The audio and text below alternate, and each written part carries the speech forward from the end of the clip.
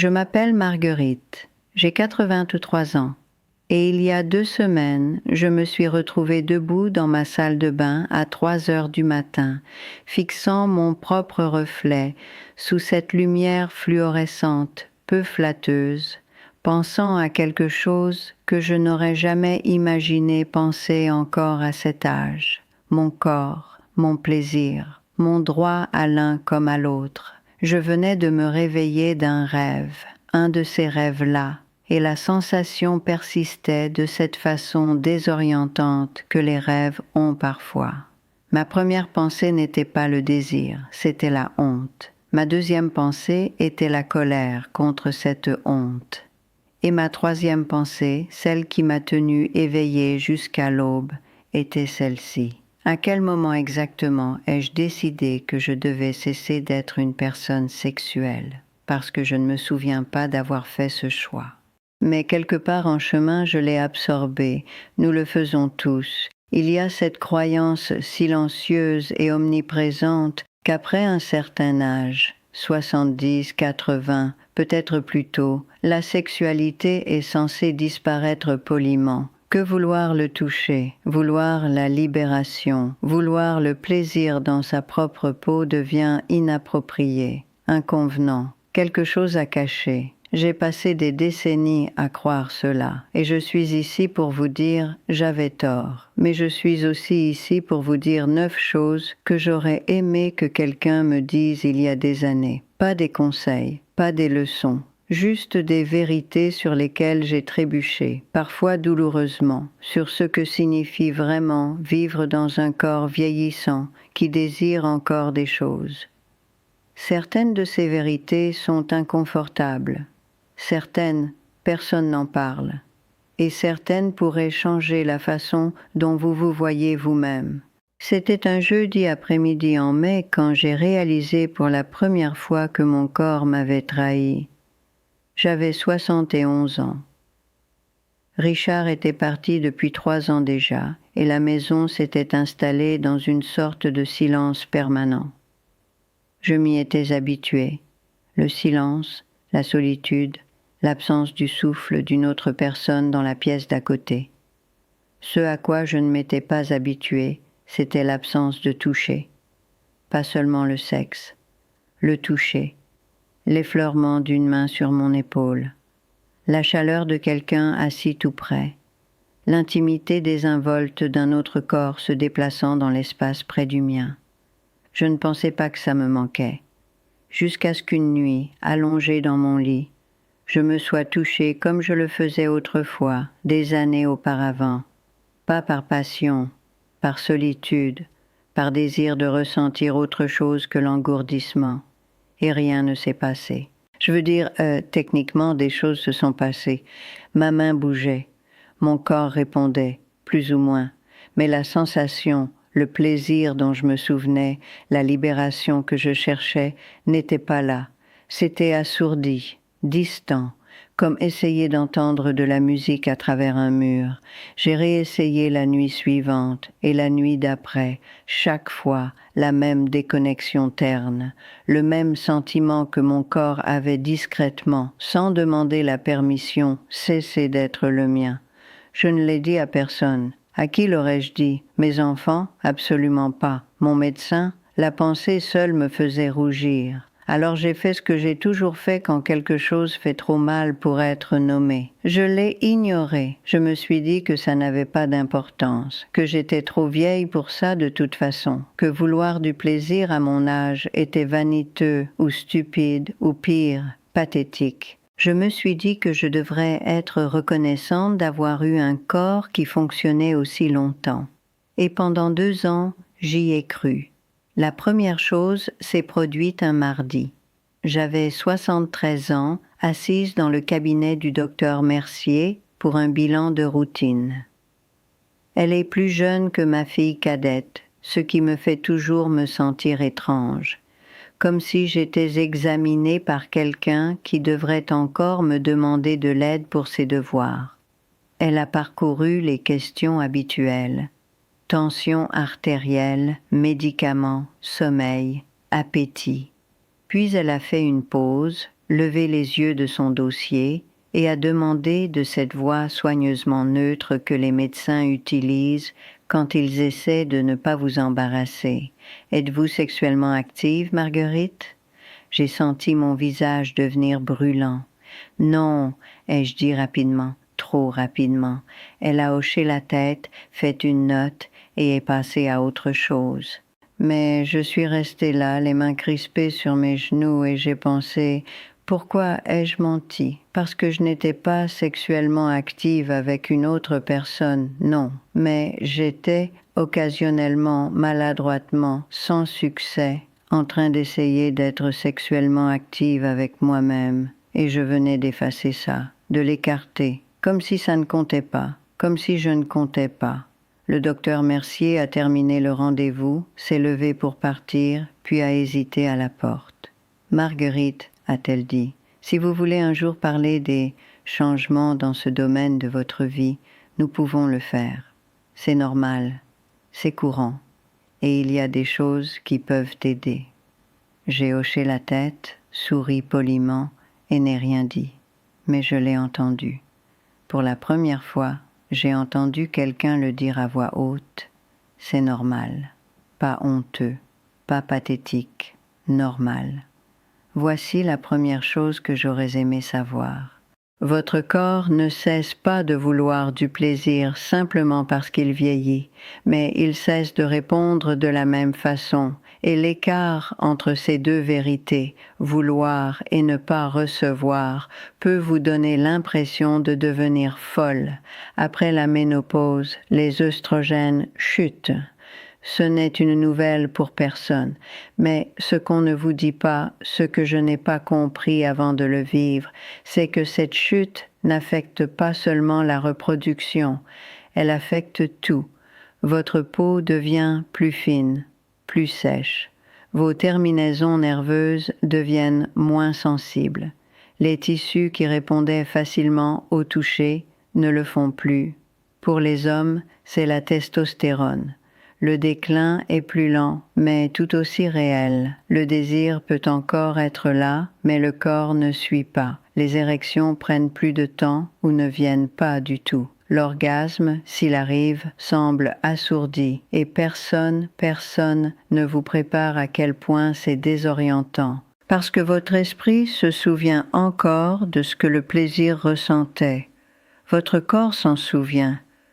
Mais maintenant, il y a ce décalage, cette distance frustrante entre le souvenir et la réalité.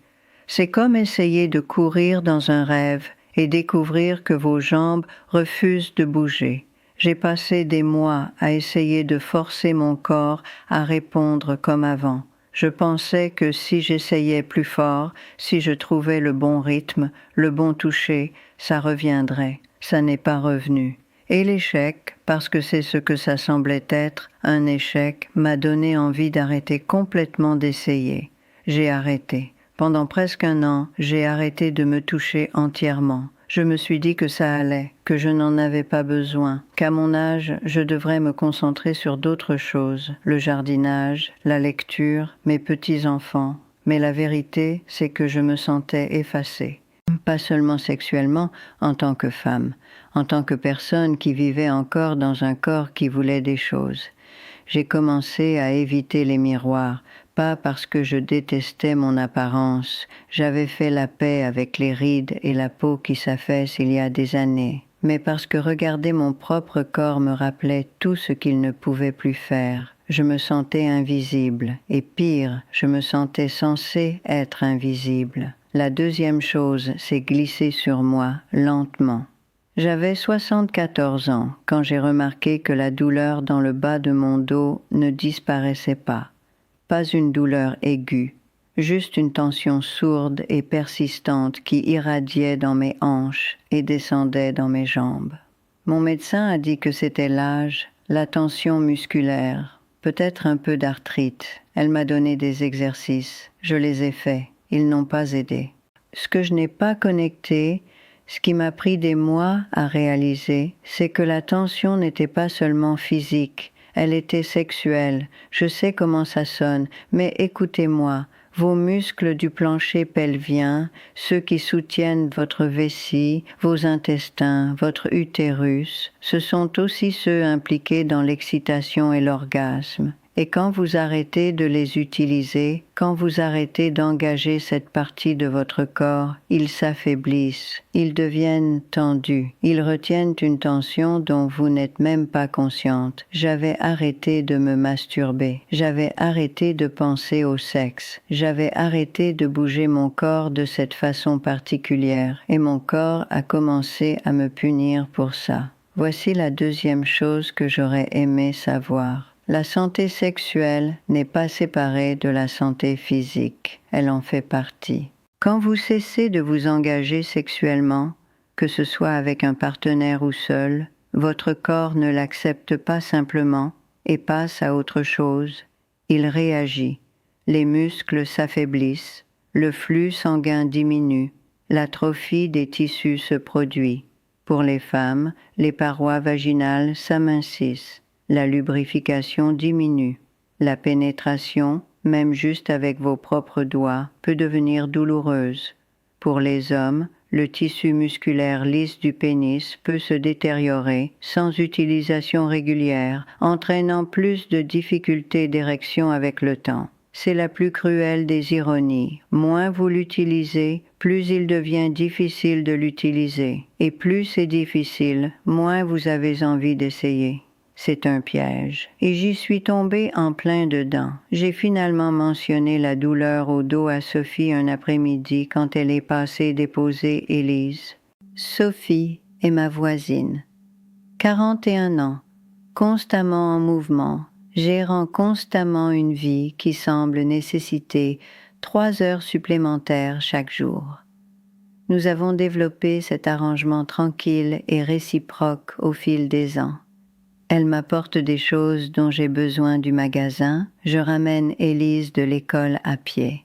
Ça fonctionne parce qu'aucune de nous deux n'appelle ça de la charité. Ce jour-là, Sophie était en retard. Elle avait des sacs de courses dans une main, le cartable d'Élise dans l'autre, et cette tension particulière autour de sa bouche qui signifiait qu'elle retenait le stress dans sa mâchoire.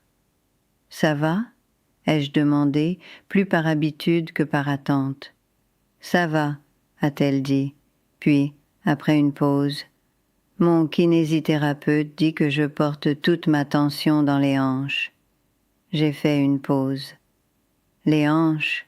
Oui, apparemment je me crispe depuis des années sans même le savoir. » Elle a ri, mais c'était cassant. Elle a dit que le stress ne vit pas seulement dans la tête, il s'installe dans le corps. J'ai pensé à mon dos. Est-ce que ça a aidé? Ai-je demandé. La thérapie? Sophie a posé les sacs, s'est frotté la nuque. Honnêtement, les exercices ont aidé un peu, mais ce qui a vraiment aidé, c'était « Mon Dieu, ça va sembler bizarre. » Essaie toujours. Elle m'a dit de commencer à prêter attention au plaisir. Pas juste genre les bains moussants ou quoi que ce soit, mais le plaisir physique réel, le toucher qui fait du bien. Elle a dit que mon corps avait oublié ce que ça faisait. Elle avait l'air gênée. J'ai détourné le regard. « Est-ce que ça a marché ?» ai-je demandé doucement. Elle a souri, juste un peu. « Oui, Marguerite, ça a marché. » Cette nuit-là, je suis restée allongée dans mon lit à penser à ce que Sophie avait dit. Mon corps avait oublié ce que le plaisir faisait. J'avais passé 2 ans à éviter le toucher, mon propre toucher, parce que ça ne fonctionnait plus comme avant, parce que ça ressemblait à un échec. Mais et si j'avais demandé la mauvaise chose à mon corps? Et si le plaisir n'avait pas à ressembler à ce qu'il était à 40 ou 50 ou même 60 ans? Et si je pouvais le réapprendre? La 3e chose est arrivée par la poste. Je ne suis même pas sûre de comment c'est arrivé. J'avais fait des recherches, vaguement, honteusement, dans des fenêtres de navigation privées que je fermais immédiatement, sur les moyens de gérer la sécheresse vaginale. La plupart des articles recommandaient des lubrifiants. Je n'avais jamais utilisé de lubrifiant avant. Dans mon mariage, nous ne parlions pas de ces choses-là. Si quelque chose ne fonctionnait pas, nous arrêtions simplement d'essayer. Mais j'en ai commandé un quand même. Un petit flacon discret sur un site qui promettait un emballage neutre. Quand il est arrivé, je l'ai fixé sur mon comptoir de cuisine pendant 3 jours avant de l'ouvrir. Quand je l'ai finalement fait, seule, porte verrouillée, ridiculement gênée, j'ai été choquée de voir à quel point ça changeait les choses. Pas tout, mais assez. La friction qui rendait le toucher inconfortable, voire douloureux, a disparu.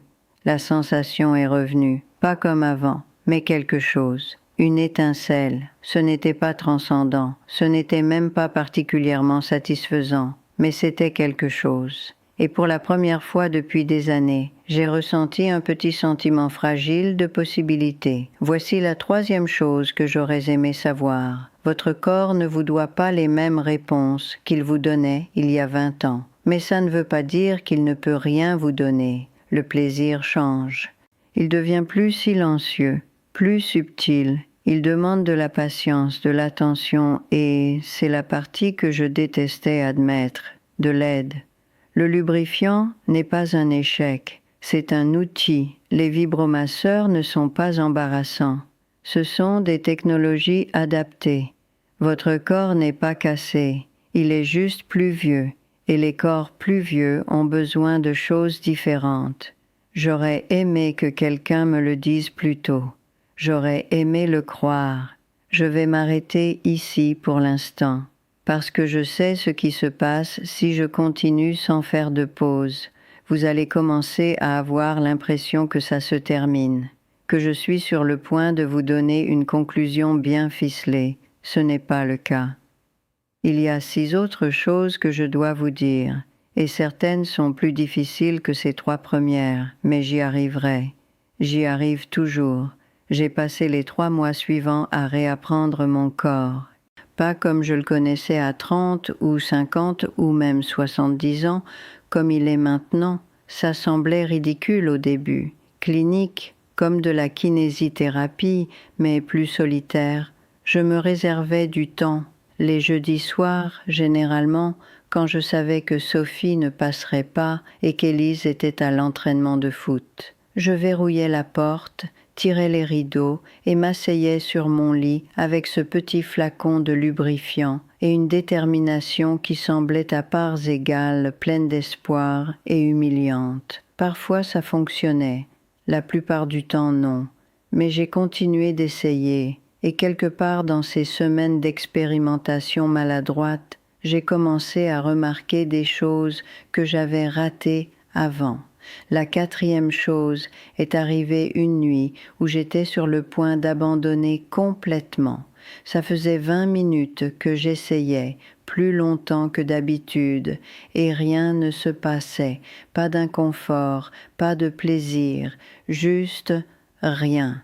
Ma main était fatiguée, ma patience était épuisée, et j'étais sur le point d'arrêter, de me retourner et d'accepter que toute cette entreprise était inutile. Mais alors j'ai bougé, juste légèrement, ajusté le coussin derrière mon dos, laissé mes jambes s'écarter un peu plus, détendu mes épaules, et soudain c'était là. Pas un orgasme, pas même proche, mais une étincelle de sensation que je n'avais pas ressentie depuis des mois. Une chaleur, une réactivité. Ce n'était pas une question de toucher, c'était une question de position. Voici la 4e chose que j'aurais aimé savoir. Le vieillissement change ce que votre corps peut tolérer. L'arthrite, les douleurs articulaires, la faiblesse musculaire. Elles n'affectent pas seulement la marche ou le port de course, elles affectent le sexe. Pendant des années, j'avais essayé de me toucher de la façon dont je l'avais toujours fait,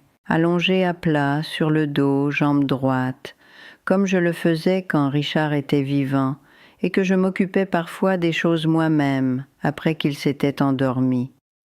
Mais mes hanches ne bougent plus de cette façon. Mon bas du dos fait mal si je reste complètement à plat trop longtemps.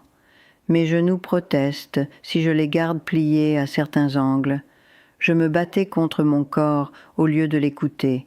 Une fois que j'ai commencé à expérimenter avec les positions, caler des coussins sous mes hanches, laisser mes jambes s'écarter au lieu de les forcer ensemble, même m'asseoir légèrement, tout a changé. Pas dramatiquement, mais assez. Assez pour que je n'ai pas l'impression de me battre contre mon propre squelette juste pour ressentir quelque chose. J'ai commencé à prendre des notes. Je sais comment ça sonne. Une femme de 83 ans qui tient un journal sur la masturbation comme si c'était une expérience scientifique. Mais ça a aidé. J'écrivais ce qui fonctionnait, ce qui ne fonctionnait pas, ce qui faisait mal, ce qui faisait du bien, même juste un instant. Et au fil des semaines, j'ai remarqué des schémas. Les matins étaient mieux que les soirs, mon corps était moins raide, moins fatigué. S'asseoir en étant calé fonctionnait mieux que s'allonger. Une pression douce et constante fonctionnait mieux que tout ce qui était brusque ou pressé. Lentement, j'ai construit une sorte de carte, pas du corps que j'avais avant, de celui que j'ai maintenant. C'est à peu près à cette époque que j'ai commencé à écrire ce qui est finalement devenu mon livre. Je n'avais pas l'intention d'écrire un livre, j'étais juste en train d'enregistrer des choses, des pensées, des prises de conscience, de petites vérités sur lesquelles je n'arrêtais pas de trébucher et que j'aurais aimé que quelqu'un me dise des années plus tôt. Pas seulement sur le sexe, sur tout. Sur apprendre à vivre de façon indépendante après la perte. Sur rester en sécurité sans devenir craintive. Sur récupérer des parties de soi qu'on croyait disparues. Je l'ai appelé le code de la liberté parce que c'est ce que j'avais l'impression de déchiffrer, un ensemble de règles silencieuses et non dites sur ce que les personnes âgées ont le droit de vouloir, d'avoir besoin, de devenir encore. Je l'ai finalement publié en version numérique il y a quelques semaines. Honnêtement, j'ai failli ne pas le faire. Je n'arrêtais pas de penser: qui veut lire les pensées privées d'une femme de 83 ans? Mais ensuite, j'ai pensé à toutes ces années que j'ai passées à croire que j'étais la seule à lutter avec ces choses. Et je n'ai pas pu le garder pour moi. Il y a un lien dans le commentaire épinglé si vous êtes curieux. Je vais peut-être le retirer éventuellement. Je me sens encore un peu timide par rapport à mon écriture. Mais pour l'instant, il est là. Et j'ai déjà eu des nouvelles de gens comme Dorothée et Jacques qui ont dit que ça les a aidés à se sentir moins seuls. Ça me suffit. Ce que je n'avais pas prévu, c'est à quel point l'écrire me changerait.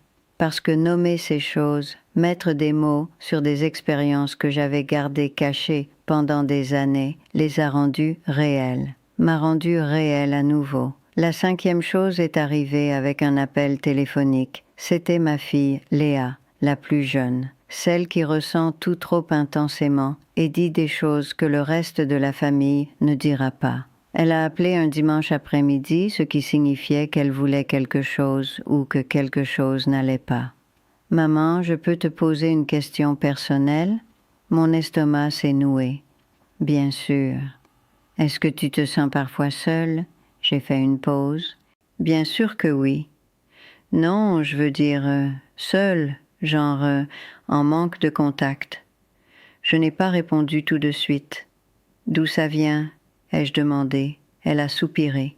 J'ai lu des choses là-dessus. Comment les personnes âgées, surtout les veuves, passent des années sans être touchées et comment ça affecte la santé, le système immunitaire, la santé mentale, tout, Léa. Je suis sérieuse, maman. C'était quand la dernière fois que quelqu'un t'a fait un câlin? Genre un vrai câlin? J'y ai réfléchi. Sophie me serrait parfois l'épaule en partant. Élise me tenait la main pendant les promenades. Mais un vrai câlin, le genre où une autre personne te tient complètement sans se presser de te lâcher, je ne m'en souvenais pas. « Je vais bien » ai-je dit. « Tu dis toujours ça. » Parce que c'est vrai. Elle est restée silencieuse un moment. Je viens te voir le mois prochain, a-t-elle dit, et je vais te serrer dans mes bras jusqu'à ce que tu me dises d'arrêter. J'ai ri, mais c'est sorti tremblant. D'accord. Après avoir raccroché, je me suis assise dans ma cuisine et j'ai pleuré. Pas parce que j'étais triste, parce que j'étais soulagée. Quelqu'un avait remarqué. Voici la 5e chose que j'aurais aimé savoir. La masturbation n'est pas un substitut à la connexion humaine. Et prétendre que c'en est un vous videra lentement. J'avais utilisé le plaisir solitaire comme un moyen d'éviter la solitude, pour me convaincre que je n'avais besoin de personne, pour prouver que je pouvais gérer mes propres besoins, mon propre corps, ma propre vie. Mais la vérité, c'est que j'étais affamée de toucher, de vrai toucher. Le genre qui vient d'un autre être humain qui vous voit, choisit d'être près de vous et reste. Vous pouvez vous donner une libération physique. Vous ne pouvez pas vous donner l'intimité. Et j'avais confondu les deux pendant des années. Le mardi suivant, quelque chose s'est passé que je n'avais pas prévu. Sophie est passée en fin d'après-midi, plus tôt que d'habitude, sans Élise. Elle avait l'air épuisée. Pas l'épuisement habituel de mère fatiguée, quelque chose de plus profond. « Je peux m'asseoir 1 minute ?» a-t-elle demandé. « Bien sûr. » Elle s'est effondrée sur mon canapé, a laissé tomber sa tête dans ses mains et a dit « Je ne sais pas comment continuer à faire ça. » J'ai attendu. Je n'ai pas dormi plus de 4 heures par nuit depuis des semaines. Élise est anxieuse à cause de l'école. Mon mari voyage encore pour le travail. Et j'ai l'impression de juste disparaître, d'être la solution de tout le monde et la personne de personne. Elle m'a regardé, les yeux rouges. « Tu t'es déjà sentie comme ça ?» J'ai pensé aux années que j'avais passées à gérer les besoins de Richard, les besoins des enfants, les urgences de tout le monde. « Oui, » ai-je dit doucement. « Pendant environ 40 ans. » Elle a ri, mais c'était amer. « Comment tu as survécu ?» Je n'avais pas de bonne réponse, parce que la vérité, c'est que je n'ai pas bien survécu. J'ai survécu en devenant plus petite, plus silencieuse, en me convainquant que je n'avais pas besoin de grand-chose. Je ne sais pas si j'ai survécu, ai-je dit finalement. J'ai juste continué. Et quand j'ai eu l'espace pour me demander ce dont j'avais besoin, j'avais oublié comment faire. Sophie s'est essuyé les yeux. Je ne veux pas oublier. Alors n'oublie pas, ai-je dit. Demande maintenant, même si la réponse te fait peur. Elle m'a regardé longuement. De quoi as-tu besoin, Marguerite? Personne ne m'avait demandé ça depuis des années. J'ai ouvert la bouche pour dire rien par habitude, mais je me suis arrêtée. J'ai besoin de compter, ai-je dit, pas en tant que mère ou veuve ou l'aide de quelqu'un, juste en tant que moi. Sophie a hoché la tête lentement. « Oui, » a-t-elle murmuré, « moi aussi. » Nous sommes restées assises là en silence un moment. Et puis, sans rien dire, elle a tendu la main et a pris la mienne. Elle l'a juste tenue. C'était une si petite chose, mais je l'ai sentie partout. La 6e chose s'est présentée dans le cabinet de mon médecin 3 mois plus tard. J'avais enfin rassemblé le courage de demander au docteur Mercier à propos de l'atrophie vaginale. Rien que le nom me donnait envie de partir, mais la sécheresse avait empiré. Même avec du lubrifiant, certains types de toucher faisaient mal. Le docteur Mercier n'a pas bronché. « C'est incroyablement courant après la ménopause, a-t-elle dit. Les tissus s'amincissent, l'élasticité diminue, mais il existe des traitements. » Elle m'a parlé des crèmes hormonales, des hydratants vaginaux, même de la thérapie au laser. J'ai écouté, ressentant un mélange étrange de soulagement et de colère. Soulagement qu'il y ait des options, colère que personne ne m'en ait parlé plus tôt. « Pourquoi personne n'a mentionné ça avant ?» ai-je demandé. Elle a hésité. Beaucoup de médecins supposent que les patients plus âgés ne sont pas sexuellement actifs ou qu'ils ne voudront pas en parler. Alors ils ne... Demande juste pas. En gros, j'ai quitté son cabinet avec des ordonnances et des brochures et une frustration bouillonnante que je n'arrivais pas tout à fait à nommer. Voici la 6e chose que j'aurais aimé savoir. Le système médical ne priorisera pas votre santé sexuelle à moins que vous ne l'exigiez. Les médecins n'aborderont pas le sujet. Ils supposeront que vous allez bien ou que vous n'en avez plus rien à faire ou que vous êtes trop gêné pour en parler. Et si vous ne défendez pas vos propres intérêts, vous souffrirez en silence alors que des solutions existent à 3 mètres de vous dans une pharmacie. J'ai commencé à utiliser la crème hormonale que le docteur Mercier avait prescrite. En 2 semaines, j'ai remarqué une différence. Pas un miracle, mais une amélioration. Moins de douleur, plus de sensibilité. Un sentiment que mon corps était encore capable de répondre, même s'il avait besoin d'aide. Je n'arrêtais pas de penser à toutes les années que j'avais passées à croire que c'était juste comme ça que le vieillissement fonctionnait, que l'inconfort était inévitable, que j'étais censée l'accepter et passer à autre chose. Et j'ai pensé à combien d'autres femmes, combien d'autres personnes faisaient la même chose, souffrant en silence parce que personne ne leur avait dit qu'elles n'avaient pas à le faire. À l'arrivée de l'automne, j'avais développé quelque chose qui ressemblait à une routine. Les jeudis soirs, toujours, mais maintenant avec de meilleurs outils, plus de patience, moins de honte. J'allumais une bougie, pas pour la romance, juste parce que la lumière plus douce semblait plus douce. Je prenais mon temps. J'ajustais les coussins, utilisais du lubrifiant, laissais mon corps s'installer dans des positions qui ne faisaient pas mal. Et parfois, pas toujours, je le sentais, cette chaleur tranquille qui monte, la libération qui venait plus lentement maintenant, plus doucement, mais toujours réelle. Ce n'était plus la même chose qu'avant, mais c'était à moi, et ça comptait. La 7e chose est arrivée par une froide soirée de novembre. J'étais assise à ma table de cuisine, en train de boire du thé, quand Élise est passée avec Sophie pour déposer des courses. Élise bavardait à propos de quelque chose qui s'était passé à l'école, ses mains bougeant aussi vite que ses mots. Puis, au milieu d'une phrase, elle s'est arrêtée. « Madame Marguerite, pourquoi est-ce que les vieux arrêtent de faire des câlins ?» Sophie s'est figée. Élise. « Non, mais vraiment, genre, à l'école, tout le monde fait des câlins.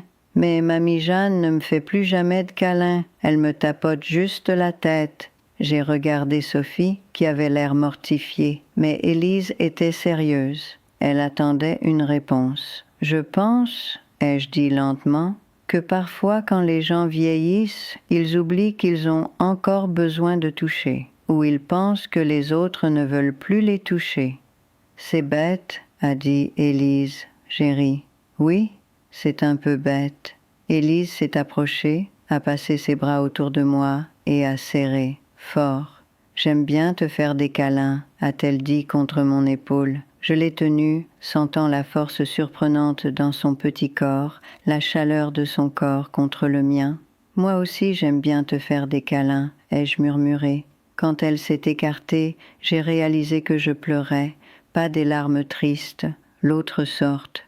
Voici la 7e chose que j'aurais aimé savoir. Le toucher n'a pas besoin d'être sexuel pour compter. Mais sans aucun toucher du tout, vous commencez à disparaître. Après l'appel de Léa, j'ai commencé à faire attention à la fréquence à laquelle on me touchait. Vraiment touché. Et la réponse était presque jamais. Des poignées de main à l'église, un bref câlin d'un de mes enfants pendant les visites des fêtes. C'était tout. Les êtres humains ont besoin du toucher pour survivre. Pas envie. Besoin. Des études montrent que les personnes sans contact physique régulier ont des systèmes immunitaires plus faibles, des taux plus élevés de dépression, même des espérances de vie plus courtes. Le toucher dit à votre corps « tu es là, tu es réel, tu comptes ». Sans lui, vous commencez à vous effacer.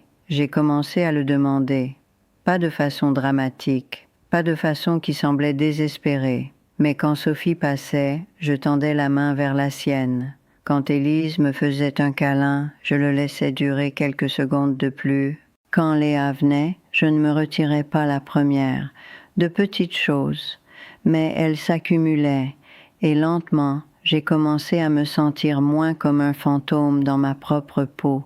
Je vais encore faire une pause, parce qu'il y a 2 autres choses, et ce sont les plus difficiles à dire, mais j'y arriverai, j'y arrive toujours. L'hiver de mes 78 ans, j'ai recommencé à rêver d'Arthur. Je n'avais pas pensé à lui depuis des années, des décennies, vraiment.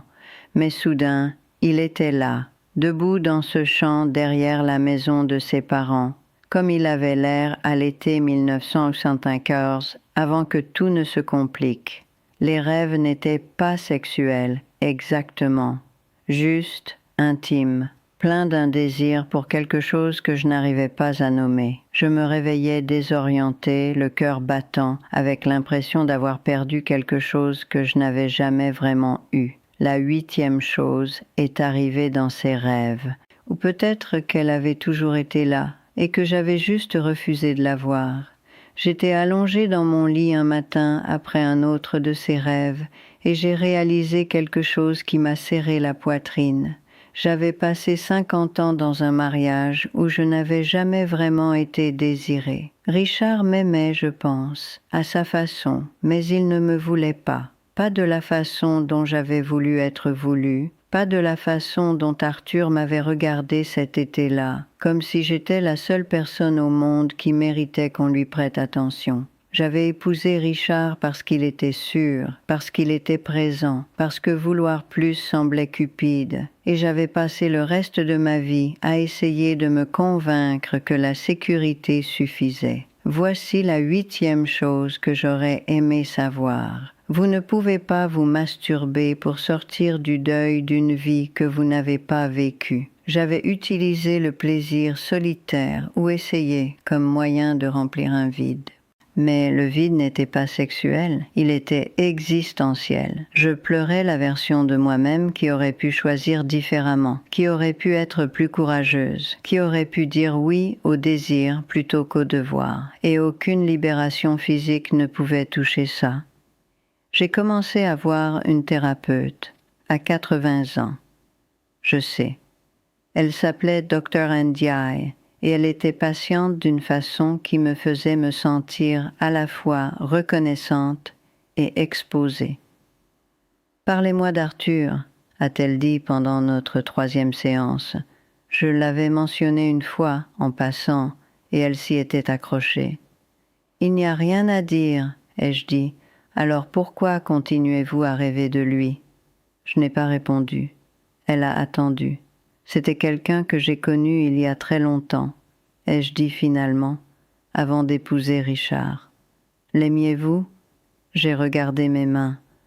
Je ne sais pas, peut-être. Je ne me suis pas laissé le découvrir. Pourquoi pas ?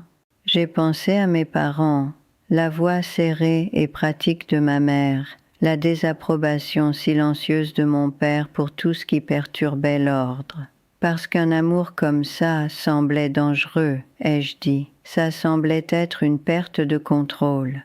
Dr. Ndiaye s'est légèrement penché en avant. Et maintenant ? Maintenant, j'ai 80 ans et je n'arrive pas à arrêter de me demander ce qui se serait passé si j'avais été assez courageuse pour perdre le contrôle. Elle n'a pas essayé de réparer ça. Elle a juste hoché la tête.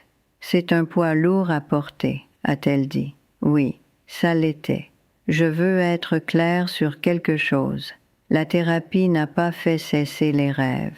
Elle n'a pas effacé mes regrets ni réécrit mon histoire. Mais elle m'a aidé à comprendre quelque chose de crucial.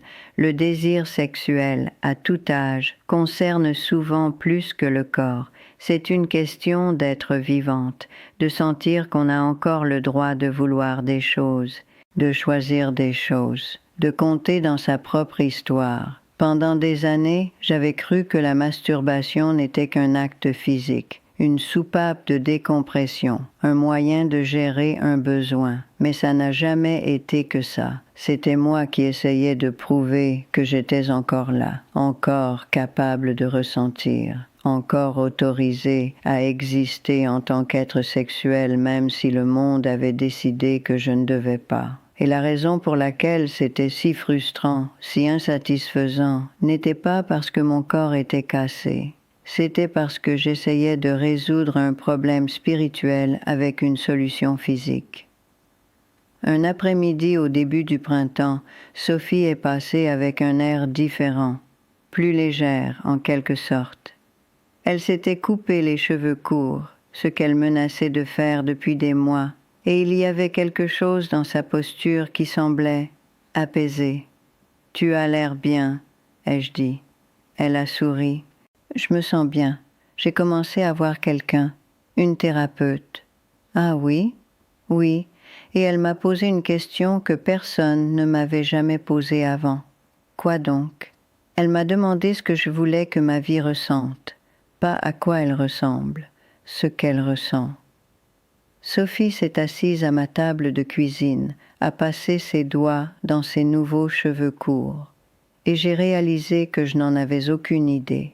J'ai passé tellement de temps à essayer de survivre chaque jour que j'avais oublié que j'ai le droit de vouloir qu'il ressente quelque chose de particulier. Je lui ai servi du thé. Qu'est-ce que tu lui as dit ? J'ai dit que je voulais me sentir moins comme si je me noyais. Et elle a dit, « D'accord, qu'est-ce que tu pourrais faire cette semaine qui te donnerait l'impression de remonter à la surface ?» Et Sophie a ri. J'ai pris un bain, un vrai. J'ai fermé la porte à clé, dit à mon mari de s'occuper du coucher d'Élise, et je me suis juste assise là pendant 1 heure. Elle m'a regardée. Ça semble tellement petit. Ce n'est pas petit, ai-je dit. Non, a-t-elle dit doucement. Ce n'est pas petit. La 9e chose est arrivée un dimanche de juin. J'avais 81 ans. Je travaillais avec Dr. Ndiaye depuis presque 3 ans à ce moment-là, et j'avais lentement, péniblement, commencé à démêler ma sexualité de ma honte. J'avais appris à utiliser mon corps sans attendre qu'il fasse des miracles. J'avais appris à demander du toucher quand j'en avais besoin. J'avais appris que le deuil et le plaisir pouvaient exister dans la même pièce sans se détruire mutuellement. Mais il y avait encore une chose que je n'avais pas faite. Je ne m'étais pas pardonné d'être resté, d'avoir choisi la sécurité. Pour toutes les années que j'avais passées à prétendre que je ne voulais pas plus. « Pourquoi avez-vous besoin de vous pardonner ?» a demandé Dr. Ndiaye. « Parce que j'ai gâché ma vie. » Est-ce le cas? Je suis restée dans un mariage qui me rendait invisible. J'ai ignoré mes propres besoins pendant 50 ans. J'ai laissé la peur prendre chaque décision importante. Elle est restée silencieuse un moment. Marguerite, vous avez aussi élevé 5 enfants. Vous avez survécu au deuil. Vous avez appris à vivre seule. Vous êtes assise ici, à 81 ans, en train de faire le travail émotionnel le plus difficile que la plupart des gens évitent toute leur vie. Mais vous auriez pu faire des choix différents, oui. Mais vous avez fait ce que vous avez fait avec les informations et le courage que vous aviez à l'époque. Vous ne pouvez pas vous punir éternellement de ne pas avoir été quelqu'un que vous n'étiez pas prête à être. J'ai senti quelque chose se fissurer dans ma poitrine. J'aurais juste aimé être plus courageuse, ai-je murmuré. Vous êtes courageuse maintenant, a-t-elle dit. Voici la 9e chose que j'aurais aimé savoir. Vous n'avez pas besoin de vous pardonner pour tout. Mais vous devez arrêter de vous punir d'être humaine. J'ai passé tant d'années à croire que ma honte sexuelle concernait mon corps, le vieillissement, les mécanismes du plaisir. Mais ça n'a jamais été question de ça. C'était la croyance que je ne méritais pas le plaisir parce que j'avais fait les mauvais choix, parce que je n'avais pas réussi à être la personne que je pensais devoir être. Et cette croyance profonde et toxique empoisonnait tout. Elle faisait du toucher une punition. Elle faisait du désir un échec. Elle faisait de mon propre corps la preuve de tout ce que j'avais fait de mal, et je ne pouvais rien guérir de tout ça tant que je n'arrêtais pas de me traiter comme une erreur. J'ai 83 ans maintenant, et je me masturbe encore, pas souvent, pas de la façon dont je le faisais, mais parfois quand j'en ai envie, je le fais, et c'est bien, pas bouleversant, pas particulièrement intense, juste bien, et ça suffit. Parce que ce n'est pas une question de courir après le plaisir que j'avais à 30 ans, c'est une question d'honorer le corps que j'ai maintenant, celui qui m'a porté à travers 83 ans de joie et de deuil et tout ce qu'il y a entre les deux, celui qui veut encore des choses, même s'il exprime ses désirs différemment maintenant, celui qui mérite encore de la douceur. La semaine dernière, Élise m'a demandé si je me sentais parfois seule. Nous rentrions de l'école à pied, sa main dans la mienne, la lumière de l'après-midi douce et dorée. Parfois, ai-je dit, qu'est-ce que tu fais quand tu es seule? J'y ai réfléchi. Je reste avec ce sentiment, ai-je dit. Je n'essaie pas de le réparer ou de le repousser, je le laisse juste être là. Est-ce que ça aide? Un peu, et ensuite j'appelle quelqu'un, ou je vais me promener, ou je fais quelque chose qui me rappelle que je suis encore là. Elle m'a serré la main. Je suis contente que tu sois encore là, Madame Marguerite. Moi aussi, ma chérie. Si vous avez 70 ans ou 80 ou n'importe quel âge, vraiment, et que vous naviguez encore votre propre sexualité, quelle que soit la forme que ça prend pour vous, je veux que vous sachiez ceci, vous n'êtes pas cassé, vous n'êtes pas pathétique, vous n'êtes pas trop vieille, vous êtes juste humaine, et les êtres humains, à tout âge, ont besoin de plaisir, de toucher, de connexion et de la liberté de vouloir des choses. Votre corps va changer, vos désirs vont changer, ce qui vous apporte du plaisir va changer, mais votre droit de le poursuivre ne change pas. Et vous n'avez besoin de la permission de personne, ni celle de vos enfants, ni celle de la société, ni même celle de votre propre honte. Il y a tellement plus que je pourrais dire sur les façons spécifiques dont j'ai appris à m'adapter, sur les outils et techniques qui ont aidé, sur les conversations que j'ai finalement eues avec mes enfants et qui ont tout changé. J'ai mis beaucoup de tout ça dans mon livre « Le Code de la liberté » parce que certaines choses sont plus faciles à écrire qu'à dire à voix haute. Le lien est dans le commentaire épinglé. Je suis encore un peu gênée par tout ça, honnêtement, et je vais peut-être le retirer bientôt. Mais si quelque chose de tout ça a résonné en vous, ça pourrait aider. Des gens comme Dorothée et Jacques m'ont dit que ça les avait aidés, et c'est tout ce que je voulais vraiment. Je n'ai pas de réponse, j'ai juste ma propre expérience maladroite et imparfaite. Et la certitude tranquille que nous ne sommes pas censés disparaître juste parce que nous vieillissons. Nous avons le droit d'être encore là, pleinement, de façon désordonnée, sans nous excuser. Merci de vous être assis avec moi. Si vous voulez vous asseoir avec moi à nouveau, je serai là. Et si vous ne l'avez pas encore fait, cliquez sur ce lien dans le commentaire épinglé avant que je ne perde mon courage et ne le retire. À bientôt.